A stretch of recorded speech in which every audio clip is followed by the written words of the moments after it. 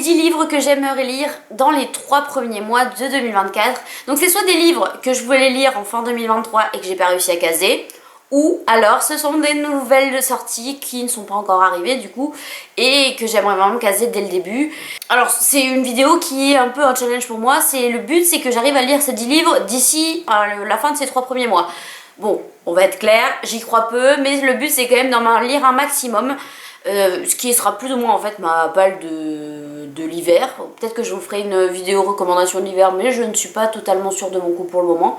Mais en tout cas, je vais vous les présenter, je vais vous en parler. Et puis on verra dans les updates lecture si ça a avancé ou pas. Peut-être que je ferai un point, je sais pas, sur cette vidéo ou pas. Mais en tout cas, c'est parti. Le premier livre dont je souhaite vous parler, c'est The Blood Trader de Lynette Noni, que j'ai là dans les éditions Hodder, donc les éditions en VO. Ce livre-là sort en français en mars 2024 chez Hachette. Et les 2 premiers sont déjà sortis. Alors pourquoi je veux le lire dans les 3 premiers mois? J'étais censée déjà le lire, voilà, j'ai lu The Gilded Cage le mois dernier. Je voulais déjà le lire, mais j'ai pas réussi à me le caser. Donc je veux vraiment me le lire, surtout que vu que le tome 3 sort en français du coup en mars, j'aimerais pouvoir poster ma chronique juste au moment de sa sortie pour donner envie à des gens de le lire, parce que j'ai tellement aimé ces 2 premiers tomes que il faudrait que je lance le dernier quoi. Et puis il faut découvrir cette saga quoi. Si vous l'avez pas encore découverte, il faut le faire. On suit dans le premier tome qui est en prison depuis 10 ans et un jour la reine rebelle se fait capturer, sauf qu'elle est dans un état absolument pitoyable et donc il va prendre sa place lors des épreuves élémentaires qu'elle était censée faire. Et sauf que c'est des épreuves où normalement on n'est pas censé réussir quoi. Donc je vous laisserai découvrir dans le premier tome si c'est le cas ou pas, mais en tout cas il faut découvrir cette saga. Le second livre dont je veux vous parler, c'est L'Empire du Vampire de J. Christophe, qui est publié chez De Saxus. Le premier tome est sorti en grand format il y a bien 1 an et le format poche sort en janvier là. Je pense que je vais me prendre le grand format parce que J. Christophe, j'ai tellement aimé Nevernight que à mon avis il y a peu de chances que j'aime pas l'Empire du Vampire. Donc le deuxième tome va vite arriver, sauf que si je dois attendre la sortie poche, je vais être comme une malade. Donc je pense que je vais le prendre en grand format. J'ai pas du tout lu le résumé parce que j'ai pas du tout envie de me spoiler l'histoire, parce que c'est du J. Christophe, j'ai envie d'y aller un peu tête baissée. Donc je vous donnerai pas de résumé, mais c'est un livre que j'ai vraiment envie de me caser, et surtout que le deuxième tome là va sortir en VO dans pas longtemps, donc il devrait pas trop tarder en français. Bref, j'espère qu'il me plaira. Le troisième livre que j'aimerais me lire, c'est Le Serpent et le Descendant de la Nuit de Carissa Broadbent, qui est sorti chez Bookmark le mois dernier. C'est une histoire dans laquelle on suit Oraya, qui est la fille adoptive mais aussi humaine du roi des vampires. Et sauf que elle aimerait bien trouver sa place, cette jeune fille, et donc elle veut participer à un tournoi organisé par la déesse de la mort. Mais elle va se battre contre des personnes qui sont bien plus puissantes qu'elle, donc elle s'allie à un puissant vampire. Et de là va découler plein de choses, et tous les premiers avis là que j'ai lus sont vraiment positifs. J'ai vraiment envie de me lancer dans cette lecture, j'ai vraiment envie d'essayer. Bon, c'est des vampires, donc les vampires c'est comme le tome d'avant. Tiens, ça fait 2 livres de vampires d'affilée. J'ai un truc avec les vampires, sachant qu'en général j'en ai un peu ras-le-bol des livres avec les vampires, mais en même temps je dis ça, j'ai lu La Cour des Ouragans de Victor Dixon avec des vampires il y a pas longtemps, j'ai bien aimé. Mais je sais pas pourquoi les vampires ça m'attire pas plus que ça, mais là ça fait 2 livres d'affilée avec des vampires. Bref. Donc oui, j'ai vraiment envie de me laisser tenter parce que les retours sont très positifs et l'histoire m'intéresse. Donc il faut vraiment que j'essaye. Après j'ai peur de me faire avoir par la hype. Récemment je me suis fait avoir par la hype de Babel. Donc là il faudrait éviter que ce soit le cas aussi, mais là tous les premiers retours sont positifs. Donc moi je vais attendre un petit peu, de toute façon c'est sur la liste au Père Noël. On verra si le Père Noël me l'apporte ou pas.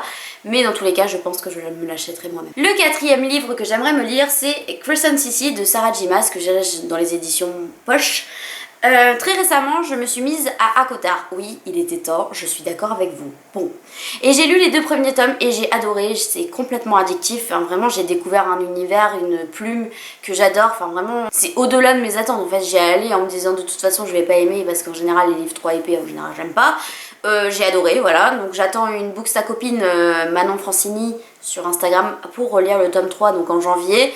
Et je pense que je vais me lire le tome 4 dans la foulée, donc voilà. Et après on m'a dit qu'il fallait lire Crescent City. Donc j'espère pouvoir me le caler, mais ça voudrait dire qu'il faut que j'enchaîne le 3 de ACOTAR, le 3,5, le 4 et qu'ensuite je me lise ça. Donc ça veut dire qu'il va falloir que j'ai un rythme de lecture sur Sarah J. Maas un peu élevé, sachant que c'est quand même une grosse bricasse qui fait plus de 1000 pages, donc je ne sais pas. Voilà, bon après ça sera un peu plus tard dans l'année, mais celui-là j'aimerais vraiment qu'il sorte de ma palle, sachant que ça fait bien 1 an et demi qu'il y est et que le tome 2 est aussi sorti en poche, donc ça serait pas un frein en fait. Le livre que j'aimerais lire ensuite, c'est Bonne Season de Samantha Shannon, qui est donc le premier tome, Saison d'os, que j'ai là dans les sessions. J'ai lu, mais en grand format, il est sorti chez De Saxus. C'est un livre qui est dans ma pile à lire du mois depuis 3 mois au moins, que je n'ai toujours pas sorti parce qu'il y a toujours un livre qui passe avant, ou alors une lecture commune improvisée qui arrive, enfin bon bref, il y a toujours un livre qui passe avant et donc je l'ai toujours pas sorti et je veux vraiment le découvrir parce que j'ai beaucoup aimé Le Prieuré de l'Oranger et visiblement il y en a beaucoup qui ont bien plus accroché avec celui-ci, donc je veux vraiment le découvrir, mais pour ça il faudrait vraiment que je me le sorte de la palle quoi, parce que ça va commencer à faire un moment qu'il y est et que je n'y ai pas touché, donc ça doit faire, je sais pas 6 mois mais 8, un truc comme ça, enfin on s'approche tout doucement de la limite que je me pose sur les livres, il faut vraiment que je le sorte. Ensuite dans le même genre j'ai la Guilde des Ombres de Anatrice qui j'ai là dans les éditions Pocket mais qui est sortie chez Plume Blanche. Et tous les fans de Nevernight ont adoré celui-ci aussi et j'entends que des avis positifs sur ce livre, donc il est temps que je m'y mette. J'ai les éditions de poche, donc en gros il y a le 1 et le 2. En gros, le 1 partie 1 qui est sorti, le 1 partie 2 qui est sorti en poche. Et là, très prochainement, va sortir le 2 partie 1, 2 partie 2 en poche aussi. Il manquera que le 3 partie 1, 3 partie 2. Et tout sera publié. Et en fait, j'ai toujours pas commencé. C'est mon frère qui me l'a ouvert, je crois, à Noël dernier. Voilà, et c'est pareil, il n'a pas bougé. Au départ, je le faisais traîner exprès parce que j'étais dans Nevernight et je voulais pas lire 2 trucs d'assassins en même temps. J'avais pas envie de les comparer. Donc j'ai fini Nevernight, mais là ça commence à remonter à un moment, je pense que j'ai fini en mars ou en avril, et depuis je l'ai toujours pas repris. Donc là il est temps, il faut que je le sorte, j'espère être fière de moi et dire que je l'ai lu. Ensuite ce sont que des livres que je n'ai pas encore en ma possession, mais que j'aimerais vraiment lire. Le premier c'est Fourth Wing de Rebecca Yarros qui sort chez Hugo Roman en février. Alors, c'est un livre dont on a beaucoup entendu parler, surtout du premier tome. Le deuxième tome a fait un gros flop, j'ai l'impression d'avoir vu que des avis mitigés ou mauvais. Mais j'ai vraiment envie de me faire mon propre avis sur cette saga. Donc je vais me tenter, je vais le lire je pense à sa sortie et puis on verra ce que j'en pense. Par contre si j'aime le premier tome, ce qui va être difficile c'est que visiblement le deuxième est pas bon. Donc je pense que ça va être compliqué à voir, peut-être que le tome 3 rattrapera la chose. Je ne sais pas, mais en tout cas j'ai vraiment envie de me faire mon propre avis. Ensuite j'aimerais lire Divan Revels de Rebecca Yarros, donc un livre qu'on a vu passer partout. Pour l'instant je crois pas qu'il y ait de publication prévue en français, donc je vais le lire en anglais, mais visiblement ce serait une histoire d'amour épistolaire avec un grain de magie, et c'est vrai que ça m'intéresse grandement. J'ai vu que des bons avis, donc pareil, il n'y a que en le lisant que je peux savoir si ça vaut sa hype ou pas du tout. Donc j'ai vraiment envie d'essayer, à voir si j'arrive à le caser sur cette période donnée. Et enfin, le dernier que j'aimerais lire, c'est Absolu, tome 2 de Margot Dessen, qui est sorti chez Big Bang le mois dernier, ou le mois d'avant, je sais plus, en novembre je crois. En novembre, et j'avais eu un énorme coup de cœur pour le premier tome et donc j'aimerais vraiment lire la suite. Le seul souci, c'est pour ça que je suis pas sûre de le lire dans cette période là, c'est que visiblement la fin est encore pire que la fin du premier. Donc j'ai pas envie d'être en PLS, vous comprenez? Donc j'ai 2 possibilités qui s'offrent à moi.